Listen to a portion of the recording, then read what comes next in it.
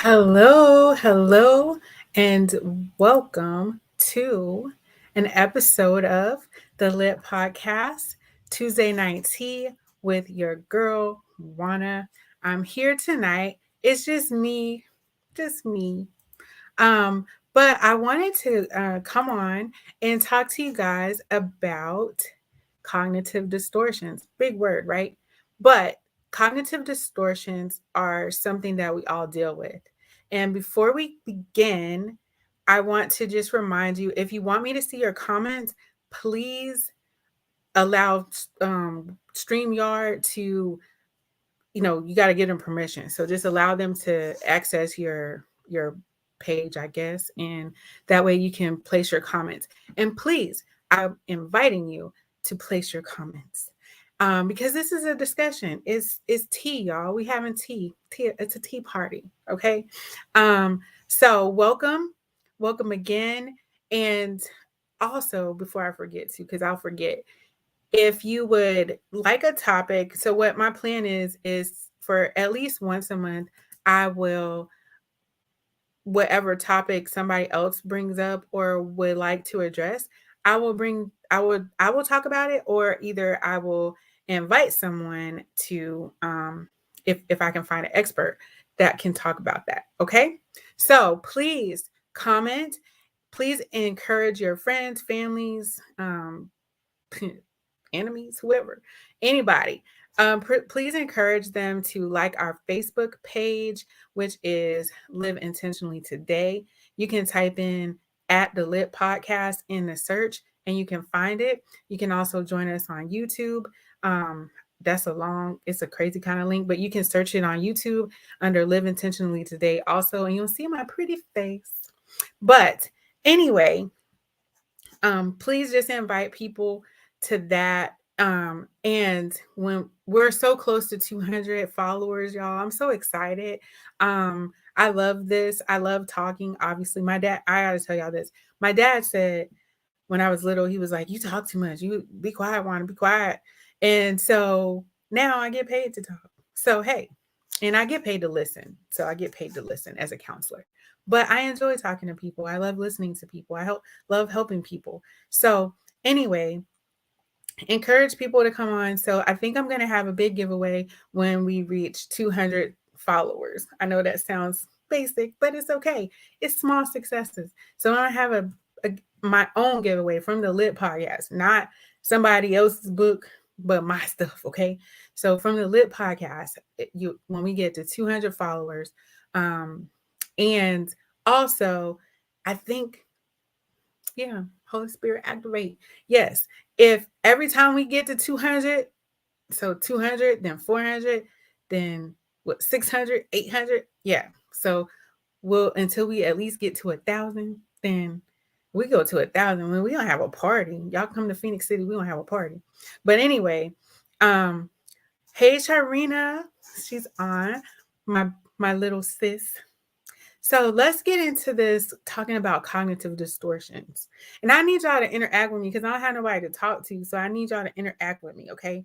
So I see there's like 5 people on. So welcome everybody. Um, hello, coach. What it do? Hey, I need some music like you have. And y'all, he is gonna come. He is gonna come here. My coach. I be calling him Pastor B on the side, me and Damon, but Minister Brian, he has a Reset. I'm going to give him a shout out. He has a Reset Academy, so I want him to come on and talk about Reset Academy. But you can catch him on Tuesday mornings at 7:30.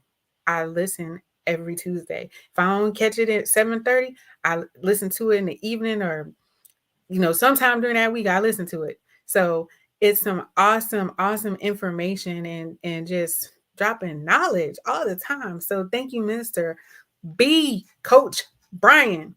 So we're going to talk about these cognitive distortions, y'all.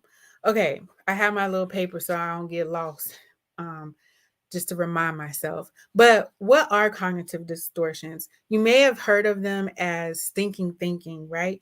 It's just exactly what it sounds. Stuff that we do all the time. You may not even recognize that you do it. It's it's something I always like to say it's when the devil get up in my head. That's how I look at it, because it's our thought processing that keeps us in a negative mindset, okay? And we would like to, it's like internal conversations that we have with ourselves. And you want to not have those, because sometimes they're false, they're fake, they're not real. It's be like that orange man, it's fake news, okay? It's not real, okay? It may come from different things that happened in your life. It may have come from different situations in your life. It may have come from childhood, people telling you like you're not going to be anything, you're not good enough, you just like your daddy, you just like your mama, all that kind of stuff. It could come from all those different kinds of things, which internalizes an inner critic, right?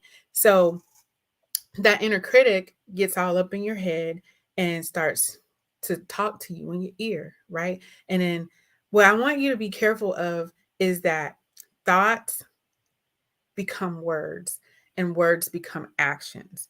And so when that happens, that's how you live it out. And so, yes, this is all about mind, body, and spirit. So if you are not of the Christian persuasion, that's okay. You might see this might hit you from a scientific perspective, as far as like law of attraction. You may have heard all this stuff, people talking about manifesting things. Well, the Bible tells us to, what a man believes in his heart, so is he, right? So if I think I'm a bad mom, if I think I'm a bad wife, then I'm probably going to be a bad wife, right? So those are some cognitive distortions that we can have that comes from our inner critic. So the first one, there's 10 of them that I'm going to talk about, okay? And then we're going to talk about how to overcome them. And it's real easy how to overcome them. But first of all, there's all or nothing thinking. All or nothing thinking is basically like black and white. You just see things in black or white. It's like I could be on a diet, right? And then say I went down somewhere and we went, I'm usually eating salads and things like that, and making healthy food choices, counting calories or whatever that might look like for me. And then I eat a big old piece of cheesecake. So I have some cheesecake, and then I'm like, oh God, my whole diet is gone. It's I'm gonna gain back all the weight, and it's one thing. It's one time. It's not. It's the whole world is not gonna end because I ate one piece of cake, right? So that's the all or nothing thinking. Um, and so what happens sometimes is you get stuck there to where you're like, well, I ate the cheesecake. Well, might as well go and eat some ice cream. And you know what? I'm going to order some Wingstop too, since I'm at it. And then you just go down this rabbit hole. And then, yeah, now the diet is blown, right? And now you've gained back a whole bunch of weight. Hey, Alicia. So, yeah, so that's how all or nothing thinking goes. Overgeneralization. Now, I'm gonna do this real quick. I do this all the time. I always do this. See what I just did there? Yeah, that's what overgeneralization is. Basically, you're doing some always and nevers. And I know that sometimes when we might get into what we would call intense fellowship with our significant others, it's like, and I'm not trying to pick on anybody in particular. I'm a female, so I look at things from a female perspective most of the time. So when you think about it like this, I could say, because I have my husband, I'm gonna use him. So I could say, oh, Demond don't never uh, clean up after his fish, you know, and that's not true. It's like he may have one time, he may have two times, he may have each time, just maybe not this one time that I'm paying attention, that I'm mad, right? So it's that overgeneralization that gets us into an argument with that intense fellowship with our significant other. So we sometimes can just become too stuck on the always and the never. So try to stay away from those, okay? Then there's a mental filter. This is one of my favorites, right? You pick out a single negative detail and dwell on that. exclusively. Dwell on that, and that's it. It's like they said all this other stuff, and you just, the doctor might have said, "Oh, you know what, Miss Lyles, you're doing really good, and there's your weight's down, and but you could eat a little bit less, right?" And then all I hear is you could eat a little bit less. He's telling me my blood pressure's good, my weight's down, um, you know, my blood counts good, all this good stuff, but all I hear is that one negative thing, and then I just stay there. So think about that if that's you, that you might be mental filtering some things out. And we can get fixated on that. And sometimes it can destroy relationships, it can destroy just ourselves. So just think about that. Discounting the positives, right?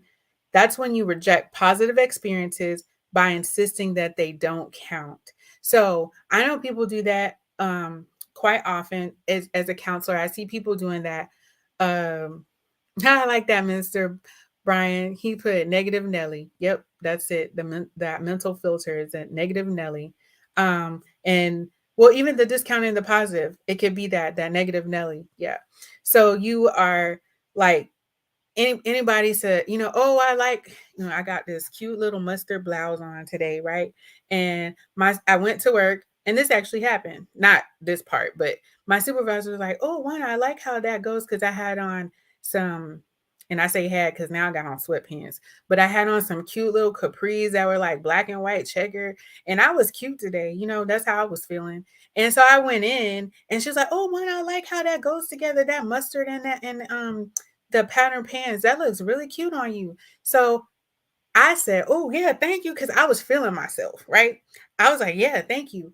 But somebody that discounts the positive, they might say, I got this at Walmart, and I just threw this old thing on, and and it's like, girl, she just said you look good. Um, whenever my clients come in, I always try to tell them something positive. And see, I said always. See, I overgeneralize all the time. So, but I try to tell them something positive, especially those people that have depression or low self-esteem issues. And that could be anybody at any time. So I try to compliment people all the time. If I notice you got a new little like y'all guys, y'all get them the little blocked out, that the razor cut line up thing, be like, oh, you got your hair did, and the guys feel good about that because I noticed it. A lady, I'm like, oh girl, you switched out that wig. That's a cute one, whatever. I try to compliment them, but then I'll remind them, just say thank you. Just say thank you. So don't discount the positives.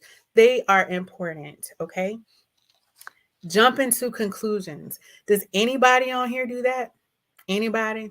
Anybody jump to conclusions? If you jump to conclusions, put a 1 in the chat, or put a hand wave or something.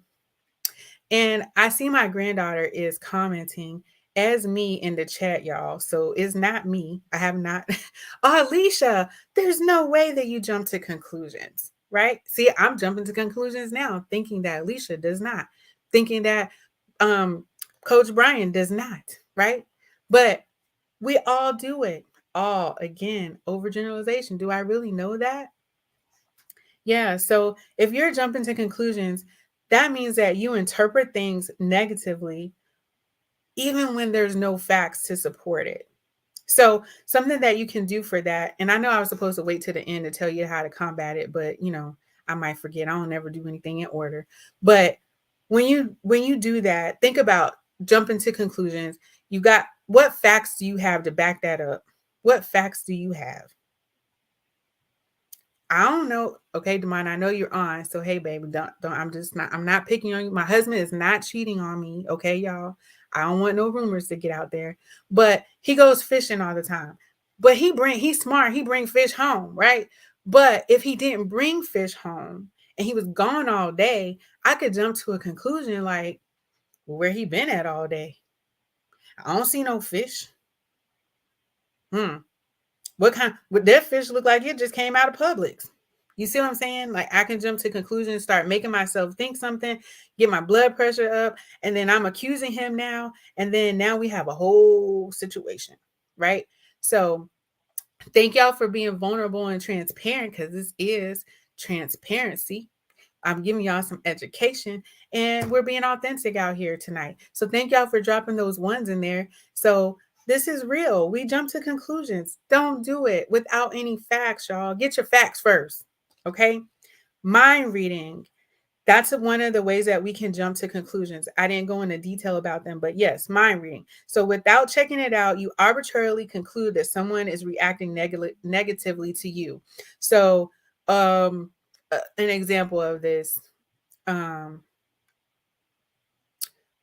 oh, I could say Mr. Brian, he's on, right? So Coach Brian, oh, he probably thinks that I'm not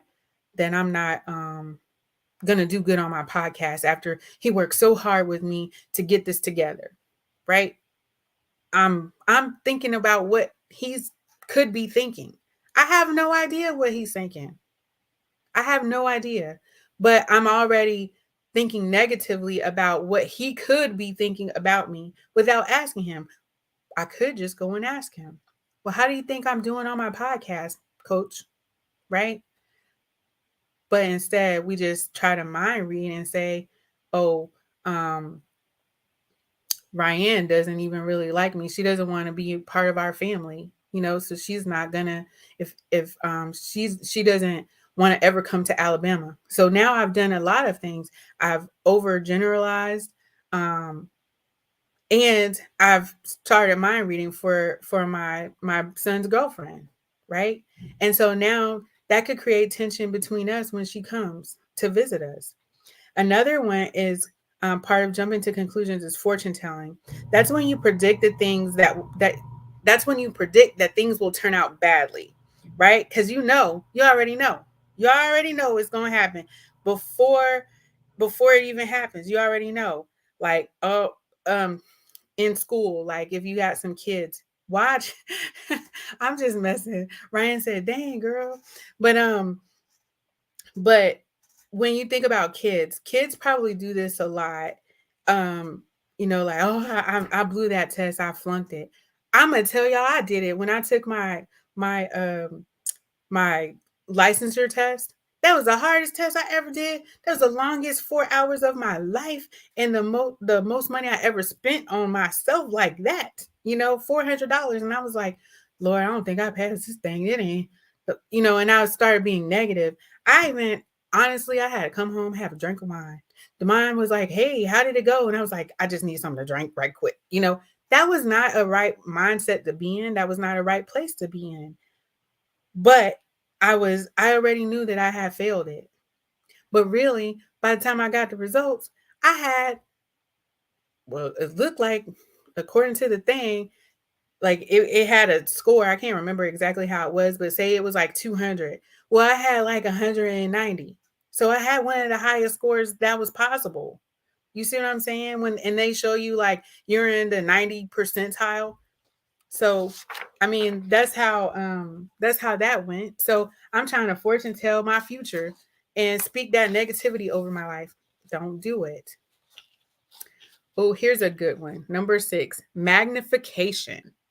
That's when you exaggerate the importance of your problems and shortcomings, or you minimize the importance of your desirable qualities. So, I don't know. Let's see. Um, Anybody blow anything up out of proportion? Drop a two if that's you. Hey, that rhymes. Drop a two if that's you. But magnification or minimization, it's like, I'm picking on you, baby. I'm sorry. I love you, but I always say the mind could, if he stubbed his toe on the couch, right? He stubbed his toe. I'm like, oh man, I broke my whole foot, need to get amputated. I'm exaggerating, right? But that's magnification, right?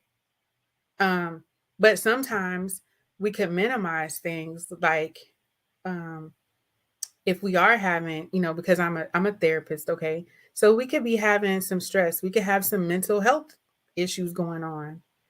and we just minimize it. We minimize that stress. We say, oh, it's not, I'm fine. It's not that big of a deal. But secretly inside, you're crushed, you're breaking down, right?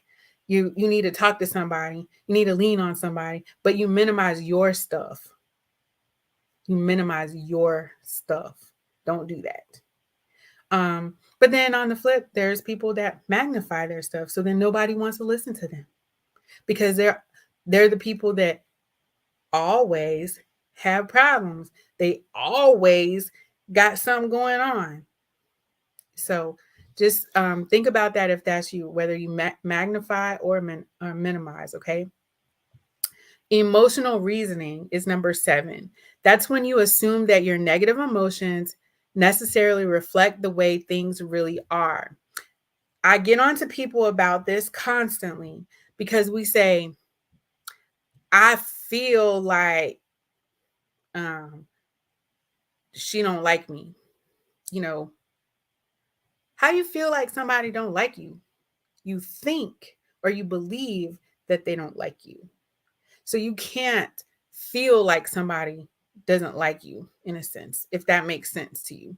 Um, so I'm trying to see they have an example on here. It says, I feel I feel terrified about going on airplanes. It must be very dangerous to fly. Or I feel guilty. I must be a rotten person. So you make your feelings into like a reality. So I feel like a bad mom, therefore I must be a bad mom, right? So I feel guilty about not like there it is. I feel guilty about not allowing my child to go to the movies or hang out with their friend. So I must be a bad mom. Well, no, that's just emotional reasoning. That's me having a feeling about something that happened, but it doesn't really make it real or true. Okay. Should statements. This is probably my favorite one. I'm going to probably do a whole workshop, a whole class on this because I'd like to say, stop shitting on yourself. Okay. That's the shoulda, coulda, wouldas. You know, I should have did this. I could have did this. Um, that doesn't do anything but keep you in this stuck spot. So when you tell yourself things that should be a way that you hope for and or expected them to be, and then they don't turn out that way or something, then I should have did something differently. That just keeps you down in a negative spot. And it all these negative types of thought processing, all these cognitive distortions, all these stinking thinking thoughts, they keep you kind of in a depressed place, right? um they keep you stuck. That's what depression is. Keeps you stuck somewhere that's not real here present with us, okay? um should statements that are directed against yourself lead to guilt and frustration? Should statements that are directed against other people or the world in general lead to anger and frustration? Okay. So we don't need to be irritated and angry for, you know, you're supposed to be here for happy reasons. You're supposed to have an abundant, prosperous, happy life. So when you start shitting on yourself, I just like the way it sounds. When you start shitting on yourself, that's what it really sounds like. That's what you're doing. You're crapping on yourself. You're putting yourself down or you're putting somebody else down. Where does that lead you? To a down place. That frustration and the anger unnecessarily because you and some of these things kind of go together and they stack on top of each other to where you're having like multiple things all in one time. You're having multiple cognitive distortions all at one time. Multiple stinky, nasty thoughts at the same time. And then that's just not good, y'all. Don't do it. Okay. Labeling is number 9, and we're almost done. Labeling is an extreme form of all or nothing thinking. So instead of saying, I made a mistake, you attach a negative label to yourself like, I'm a loser. Um, You also might say, I'm such a fool, or I'm a failure, or I'm a butthole, or whatever. Like, you label yourself as a negative thing instead of just saying it's like, oh, I messed up. It's like, I'm such a fat slob. I ate the whole cheesecake. Remember, that was the first one. The cheesecake was the example. So you just go into all this. It's like a negative spiral of things, right? And then the last one is personalization and blame. So personalization comes when you hold yourself personally responsible for an event that isn't entirely under your control. So let's say um somebody else did something, like, so my daughter is on here. So Maya, she did she didn't clean the kitchen or whatever. Or no, actually this happened. So she started a fire in the house. It's transparency. So this was a long time ago. And so she made a mistake and did something that any child could do, right? So she put some food in the oven that the item caught on fire. And so they pulled it out and it caught the floor on fire. So I took that, I made that my own issue, where it wasn't really anything that I could do because they were big enough to know better, but still, like, I just owned that whole thing. And it was unnecessary. It was unnecessary for me to own that whole thing. And I didn't have anything to do with it, really. Right. Or maybe another person, a better example would be if the, well, let me just see what I wrote down here. um it says, when a woman received a note that her child was having difficulty in school, she told herself, this shows what a bad mother I am. Right. So in my example, I would be leaving I left my kids unattended, so that shows how bad of a mother I am. Right. But it's really not. I'm personalizing this situation that was an accident into something that it didn't have to be. um, then some people do the opposite. They don't blame themselves, but they blame other people. So that gives you the sense of that victim mindset, right? So um, the reason my marriage is so lousy is because my spouse is totally unreasonable, because he don't listen to me, because he don't, right? So I'm blaming him for everything that happened, but maybe I'm the one that's not. So let's talk about real quick, and then we can jump off, because I'm not trying to be on here for no hour, because people hungry out here. Hey mama, hey Marquita. um but to get over this, and I'm going to tell you, I was pretty bad at stinking thinking. Like, I was, before I started my own therapy, right? I was pretty bad at stinking thinking. Bad stuff happens, and then I'm like, man, this is all my fault. This is why this happened. And you just internalize all this stuff, and you start doing one of these types of thoughts, right? But what helped me is actually the Bible. That's the bottom line. Um, they gave me positive affirmations to live by, to look in the mirror. And I do this sometimes for people, but sometimes those ain't the ones that help you. Look in the mirror, tell yourself, like, no, Juana, you are beautiful. Juana, you are, your eyebrows are on fleek, but um, Juana, you are the best mother ever. Juana, you are enough, all that kind of stuff. So whatever you can tell yourself, and it's true, they help. They do help. I'm not discouraging you. I'm not telling you not to do that. Please do them if they work for you. But the ones that work for me have power in them.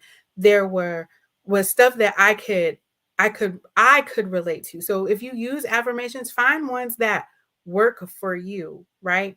Um, because you need to get, I know this is, I'm probably making y'all a little confused.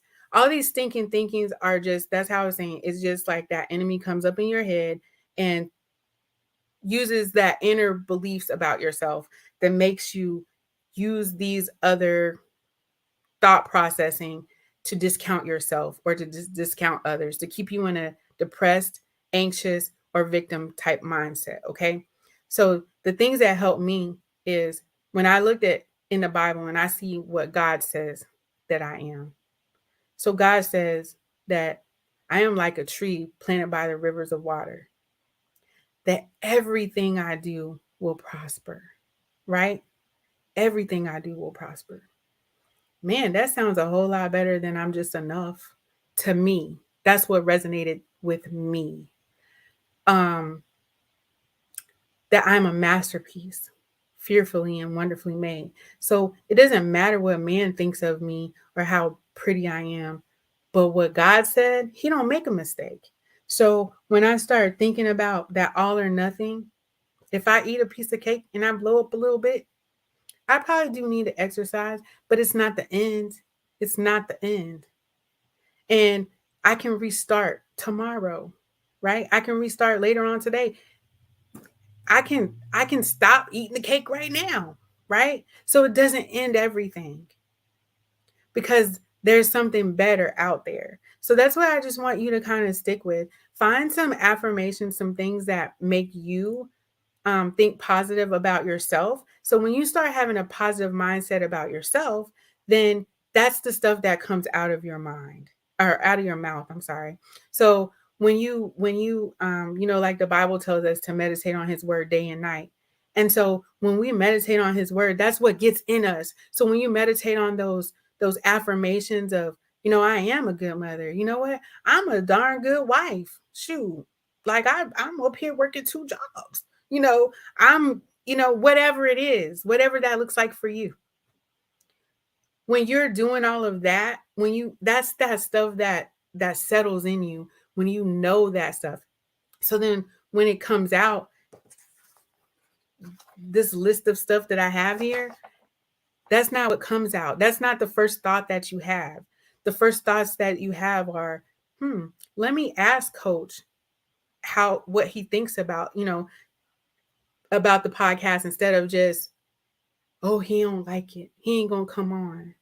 Or, you know, husband, do you think I'm a good wife? Let me ask him instead of just thinking that mind reading for him, saying that he don't think I'm a good wife. Just ask the person. And then I'm gonna be honest with you.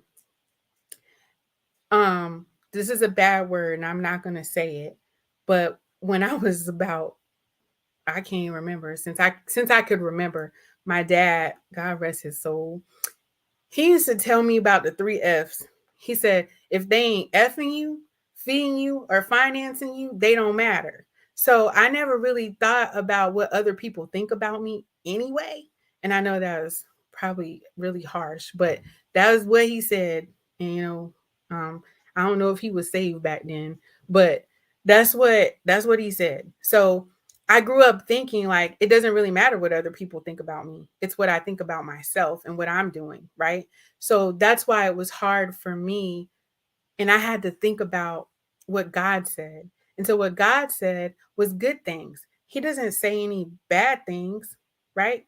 So I couldn't deny that word. I had to say, okay, God, if God said it, then it must be true. I can't call God a liar. So then I stopped having these types of thoughts, except for the overgeneralization. It's hard. This not say always or never, but when I say it, I catch myself. I know that I'm saying it. So you need to do that as well. Just be aware of that you're doing it, right?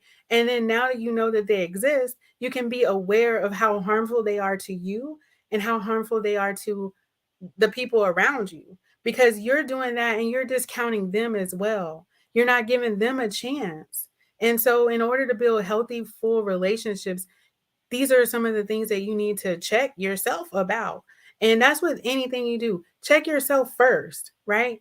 And work on yourself before you start saying, doing all that personalization and the blaming and all of that, because maybe it's a you thing. It's a you issue, because everybody can't be treating you wrong, or every bad thing can't just happen to you. But even if something bad did happen to you, look at the obstacle, you know, it's an obstacle, right? But can you look at it as maybe an opportunity for something better? Can you look at maybe what seemed to be a setback in this moment as a set up for the better, for that next level, right? And just a real quick, and then I'm gonna get y'all off of here. I love to share this testimony because I worked, and you probably heard it. So if you heard it, listen to it again. Listen to it and listen to it and listen to it, because if he did it for me, he can do it for you. Okay. So if I stayed in these negative, stinking thinking mindsets, right, I would probably still be at a dead end job. I would be at a job where I only made $12.34 an hour. But now I look at this, it was an opportunity. Yes, it was an opportunity. I had a whole master's degree and I was making $12.34 an hour part-time. And I turned down a full-time job that I would have been making like $40,000. To y'all, it might not seem a lot, but to me, that would have been a lot, you know.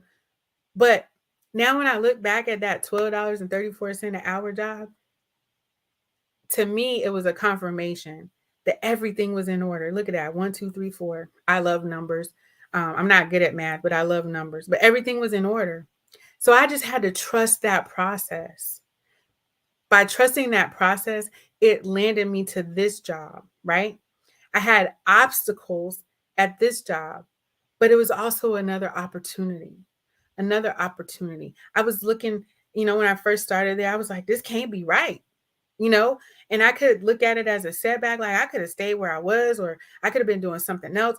And I should have done something else. I could have done something else. But if I stayed in that mindset, that's where I would be still stuck. But now I'm looking at it like, you know what? This was an opportunity for me to learn more about myself, to hone in on my craft, to become a better therapist, to work with a different population. So now I look back over all the opportunities that I had as a therapist. I've worked with children and adolescent substance abuse. And their parents. So I work with children and families. I've worked in a nonprofit organization where I only did intake. So I only saw people to find out that I need to ship them off to inpatient or how to deal with them. Right. Then I got fired from that job, and because I wasn't being obedient. I shouldn't even went to that job when I look at it, because I knew I shouldn't have been there. It felt bad when I went for the interview, but I still went, but I wasn't being obedient, right? So God made sure I got up out that job. Um, and so then I started being, oh my God, I got fired. Oh my God, this always happens to me. I ain't never been fired from nothing in my life. So how can I sit there and say always happens to me, right? So anyway, I had to go back to the children and adolescent job. I went back there humbly, like, hey, take me back, please. And they were willingly to help me. But at that job, I learned so much about running a business. Running a business. It wasn't my business, but they had me doing billing, going to meetings, meeting people, networking. But I could look at that opportunity as why they making me do all this? I don't want to do it. But I looked at it as an opportunity because my mindset shifted. I stopped all the stinking thinking. So now I have an opportunity to do something different, to do something better, right? So I gained all that knowledge because that's something else my father taught me, both of my parents. Knowledge is power. They can't take that from you. Even if I get dementia or Alzheimer, I've learned that stuff. I've learned it. Nobody can take that from me. So anyway, moving on. Then I get a job, the opportunity to work for the $12.34 an hour, right? Part-time. But it's what I needed because I did retire medically from the military. I had medical issues. I needed to go to medical appointments, right? But that gave me an opportunity to deal with my medical issues so that I could be healthy and whole, right? But then lo and behold, And I worked with everybody in the community at that time, but still learning, networking, gaining more information to better myself, right? Now I'm working at the VA with veteran population. So I pretty much hit all the populations. I've worked with everyone from a small child that was um he was 3 years old, all the way to someone that is she was 72 was my oldest client.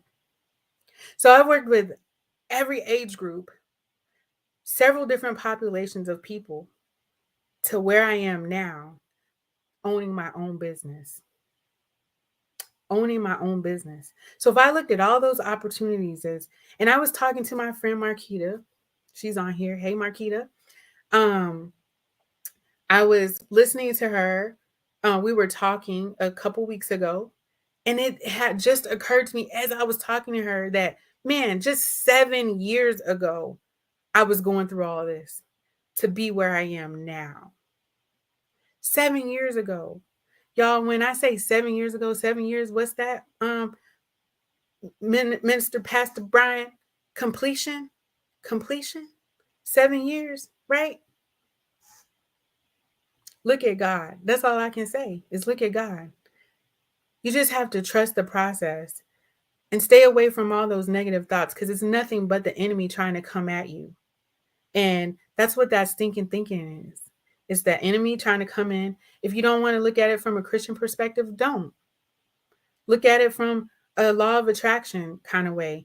You're attracting what you are or what you believe in.